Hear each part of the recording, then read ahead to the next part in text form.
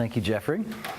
I think the the algebra situation for everybody has been different. We've all had unique experiences with it, and I know there was last maybe Christmas or Christmas before there was a Barbie that went out you pulled her string, and she says, "Oh, math is so hard."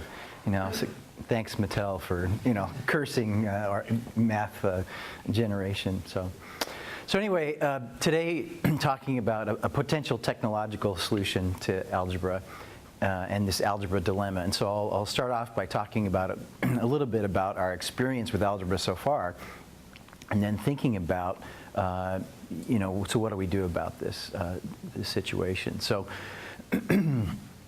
First of all, I'm thinking about kind of our vision, our hope for algebra and kind of what it means. And that NCTM has certainly made efforts to influence the success of algebra and coming out with some new standards recently. But this was their comment about algebra, that it does create opportunities and that it's important in a lot of different careers and that students need to have access and support to it. And we know that a lot of times students don't. So as you were saying, Jeffrey, and alluding to that algebra really is the gatekeeper for a direction in life. And a lot of people have talked about it as being essentially a filter to higher education. And more than any other course that you take in mathematics, algebra basically determines, your success in algebra determines whether you go off to higher education or you don't. And so it can mean the difference between having high-level careers or not.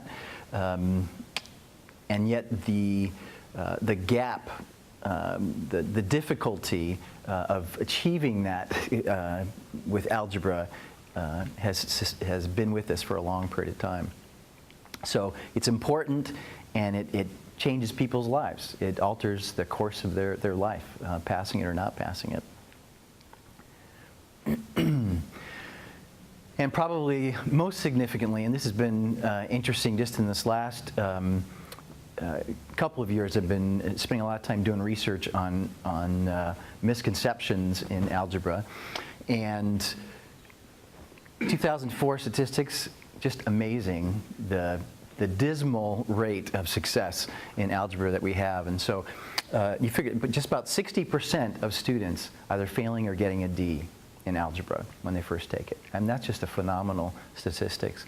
And then, of course, they push it back into it, and then they fail it a second time, 75% of them doing that. And Los Angeles is not the only one experiencing that. Chicago, failure in algebra is significantly increasing. And it certainly impacts our dropout situation